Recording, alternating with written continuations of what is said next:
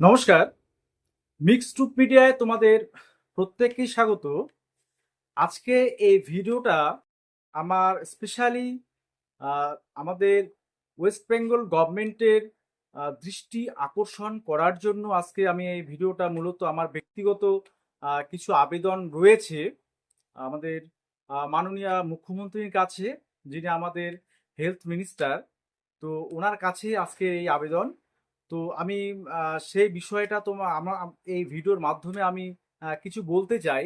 প্রথম কথা, আমরা আমাদের গ্রামীণ এরিয়া বা টাউনশিপের যারা ফিমেল ক্যান্ডিডেটরা রয়েছে, তারা অনেকেই একটা আশা স্বপ্ন নিয়ে কিন্তু নার্সিং এন্ট্রান্স দিয়ে তারা এএনএম যে কোর্সটা রয়েছে 2 বছরের ডিপ্লোমা কোর্স, তারা সেটা করে থাকে ওয়েস্ট বেঙ্গলের বিভিন্ন গভর্নমেন্ট যে কলেজগুলো রয়েছে এএনএম এর জন্য স্পেশালি, সেগুলো থেকে প্রায় 12 থেকে 14টার মতো বা এএনএম এর কলেজ রয়েছে। ঠিক আছে, সেই কলেজগুলো থেকে তারা 2 বছরের একটা কোর্স করে এবং এএনএম এর যে পোস্টিংটা কোর্স শেষে এএনএম এর যে পোস্টিং হয় সেটা হচ্ছে হেলথ অ্যাসিস্ট্যান্ট ফিমেল পদে। সেটা হচ্ছে মোটামুটি গভর্নমেন্টে প্লেসমেন্ট দিয়ে দেয়। তো সেক্ষেত্রে তাদের কিন্তু সময়টা অনেক কম সময়ের মধ্যে তারা পেয়ে যায়। আমি বিগত বছরগুলিতে লক্ষ্য করেছি এবং আমারও অনেক ক্যান্ডিডেট ছিল বা স্টুডেন্ট ছিল, তারা ইতিমধ্যে জব পেয়ে গিয়েছে। কেউ বা গত বছর বা গত যে প্লেসমেন্টটা সেখানে পেয়ে গেছে, কেউ তার আগের যে ইয়ারটা ছিল তারাও পেয়ে গেছে। তাদের মোটামুটি 2-3 মাসের মধ্যে তারা কিন্তু প্লেসমেন্ট পেয়ে গিয়েছিল। তো এবার প্রসঙ্গ, আমার এই যে ভিডিও মেইন প্রসঙ্গ সেটা হচ্ছে 2022-24-এর যে এএনএম ব্যাচ, তাদের সংখ্যাটা মোটামুটি প্রায় 800 থেকে 850 মতো হবে। তো তারা 2022-24 সেশন অর্থাৎ কমপ্লিট করে কোর্স কমপ্লিট করেছে ইতিমধ্যে। তাদের কিন্তু 10 থেকে 11 মাস হয়ে গেল, তাদের কোনোরূপ কোনো প্লেসমেন্ট গভর্নমেন্ট এখনো দিচ্ছে না। এবার আসি মেইন বিষয়গুলোতে, যে আমাদের যে সংবিধানে যে ফান্ডামেন্টাল রাইটসগুলো রয়েছে তার মধ্যে শিক্ষা স্বাস্থ্য কিন্তু রয়েছে।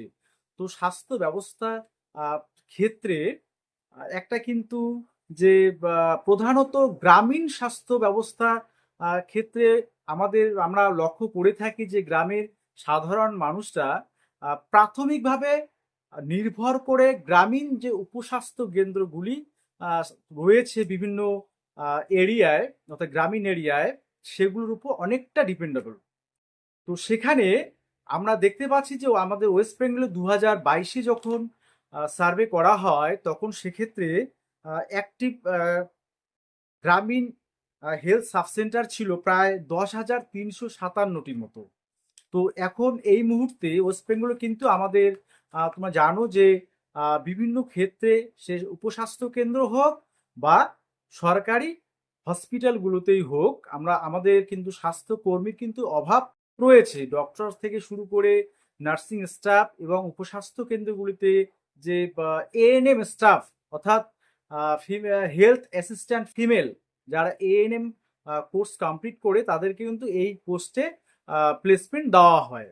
তো বিভিন্ন জায়গায় বা গ্রামীণ এরিয়ায় যে উপস্বাস্থ্য কেন্দ্রগুলোতে কিন্তু আমরা অনেক সময় দেখতে পাই এখন বিশেষ করে যে কোনো একজন যে হেলথ ওয়ার্কার, বিশেষ করে এএনএম স্টাফ, তারা কিন্তু মানে নিজে বা একজনই 2 বা 3টে সেন্টারের দায়িত্ব একসাথে নিয়ে তার অমানসিক পরিশ্রম করেও তারা কিন্তু আমাদের যে গ্রামীণ যে স্বাস্থ্য ব্যবস্থাটাকে তারা কিন্তু এখনো ভালোভাবে মোটামুটি রাখার চেষ্টা করে যাচ্ছে। যদিও সেখানে এই যে যে কর্মীর ঘাটতি অর্থাৎ হেলথ যে ওয়ার্কার বা ফিমেল অ্যাসিস্ট্যান্ট যে হেলথের অর্থাৎ এএনএম পোস্টে যে ভ্যাকান্টগুলো অনেক কিন্তু ফাঁকা পড়ে রয়েছে। তাদের মুখ থেকেই আমরা অনেক সময় শুনে থাকি যে আমাদের কর্মীর অভাব অর্থাৎ এএনএম যে স্টাফের অভাব, এর জন্য কোনো একজনকে হয়তো দুটো সেন্টারের দায়িত্ব দেওয়া হলো, সেই দুটো দুটো সেন্টার চালাচ্ছে। কষ্ট করে হলেও আমাদের গ্রামের যে স্বাস্থ্য ব্যবস্থা, বিশেষ করে তারা যে কাজগুলো করে ইমিউনাইজেশন অর্থাৎ টিকাকরণ কর্মসূচিতে তাদের একটা অগ্রণী ভূমিকা, তারা তাদের একটা অবদান আছে। সেক্ষেত্রে চাইল্ড হেলথ বা মাদার কেয়ার, প্রসূতি মায়ের বিভিন্ন খোঁজ খবর থেকে শুরু করে, ট্রিটমেন্ট থেকে শুরু করে, বিভিন্ন যে উপদেশ দেয়া থেকে শুরু করে, যে হেলথ এডুকেশন তাদেরকে প্রাথমিকভাবে, সেগুলো কিন্তু ওনারা দিয়ে থাকেন। ঠিক আছে? এছাড়াও যে বিভিন্ন ধরনের যে মাদার এবং চাইল্ডের ক্ষেত্রে বিশেষ করে তারা কিন্তু নানান ধরনের যে কাজগুলো হয়, বা তাদের টিকাকরণ কর্মসূচি থেকে স্বাস্থ্যের বিভিন্ন বিষয়গুলোর উপর তারা কিন্তু সজাগ থাকেন এবং সবসময় নজর রাখেন। সেক্ষেত্রে আশা দিদিরাও ওনাদেরকে হেল্প করেন। তো বর্তমানে যে পরিস্থিতি আমরা দেখতে পাচ্ছি, তো গ্রামীণ স্বাস্থ্য ব্যবস্থার ক্ষেত্রে একটা মানে ভঙ্গুর দশা প্রায় তৈরি হয়েছে। আমরা বিভিন্ন সাবসেন্টারে যখন ভিজিট করি বা যাই, সেখান থেকে কোনো সুবিধা নেওয়ার ক্ষেত্রে আমরা বিভিন্ন যে গ্রামীণ লোকজনের কাছেই শুনতে পাই যে স্বাস্থ্যকর্মীর অভাব আহ, রয়েছে অনেক এখনো। তো এই যে স্বাস্থ্যকর্মীর অভাব রয়েছে, বিশেষত নার্সিং স্টাফ অর্থাৎ হেলথ অ্যাসিস্ট্যান্ট ফিমেল যারা এএনএম কোর্স করেছে, তাদেরকে যারা 2022-24, তো তাদেরকে কেন এখনো সরকার প্লেসমেন্ট দিচ্ছে না? এটা আমার ব্যক্তিগতভাবে সরকারের কাছে একটা আবেদন থাকবে। যারা 2022-24 ব্যাচ এএনএম কমপ্লিট করেছে, তাদের অনেক দিন হয়ে গেল, তারা অনেক দিন ধরে যে বাড়িতে বসে আছে কর্মহীন হয়ে, যখন জীবন জীবিকার একটা প্রশ্ন থেকে যায় বা জীবন জীবিকা নিয়ে একটা চিন্তা ভাবনা থেকে যায়, তখন স্বাভাবিকভাবেই কোনো মানুষের কিন্তু আম, যাকে বলে মেন্টালিটি থেকে শুরু করে, অ্যাংজাইটি থেকে শুরু করে, নিজেদের মধ্যেই কিন্তু অনেক ধরনের একটা প্রবলেম সৃষ্টি হয়। তো তাদের মধ্যেই একটা উৎকণ্ঠা কিন্তু রয়েছে যে কবে তাদের প্লেসমেন্ট দেওয়া হবে। আমরা ইতিমধ্যে জানি যে ওবিসি কেস বিষয়টা ইতিমধ্যে সলভ হয়ে গিয়েছে। মোটামুটি যে সমস্ত কাজ করা দরকার রিক্রুটমেন্ট প্রসেসের ক্ষেত্রে বা ভর্তি বা বিভিন্ন কলেজের ক্ষেত্রে, সেগুলো কিন্তু ইতিমধ্যে চলছে। তো সেক্ষেত্রে আমি আহ, এটা দৃষ্টি আকর্ষণ করব অবশ্যই ওয়েস্ট বেঙ্গল গভর্নমেন্ট, বিশেষ করে আমাদের মাননীয় মুখ্যমন্ত্রীর কাছে আমার বিশেষ আবেদন থাকবে যে 2022-24 ব্যাচে এএনএম এ যারা কমপ্লিট করেছে কোর্সটা, তারা দীর্ঘদিন বাড়িতে বসে আছে, আপনি ওদের একটা কিছু ব্যবস্থা করুন, দ্রুত তাদের প্লেসমেন্ট দিন, এবং আমাদের গ্রামীণ যে স্বাস্থ্য ব্যবস্থাটা আরো উন্নত করে তুলুন। এটাই আবেদন রইল আপনার কাছে, এবং যারা ঊর্ধ্বতন কর্তৃপক্ষ রয়েছে স্বাস্থ্য ভবনের, তাদের দৃষ্টি আকর্ষণ করে ওনাদেরকেও আমি রিকোয়েস্ট করব, অনুরোধ করব, এবং অবশ্যই আপনারাও যারা গ্রামের সাধারণ জনগণ আছেন, তারাও আপনারা সে বিষয়ে এগিয়ে আসুন, যে সকলের তরে সকলে আমরা, প্রত্যেকে আমরা পরের তরে।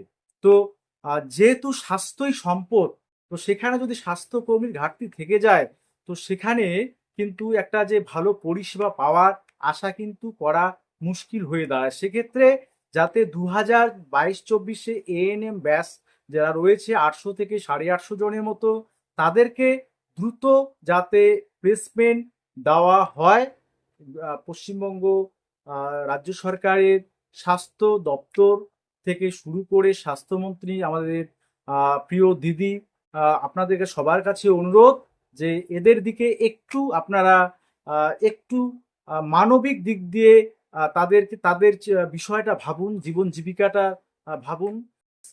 যারা স্বাস্থ্যক্ষেত্রে নিজের জীবন বাজি রেখে নিজেদের স্বাস্থ্যক্ষেত্রে ভালো করার জন্য নিজেদেরকে সমর্পণ করেছেন এবং একটা স্বপ্ন নিয়ে এসেছে, তাদেরকে কখনো নিরাশ করবেন না।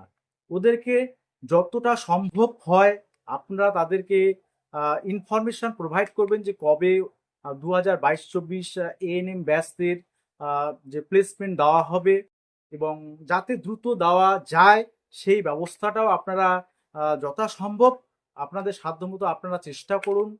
আমরাও জনসাধারণের কাছে পক্ষ থেকেও এই প্রার্থনাই করব বা এই আবেদনে রাখবো সরকারের কাছে, যে হেলথ ডিপার্টমেন্টের কাছে, তাদের দ্রুত যাতে একটা সমাধান হয়।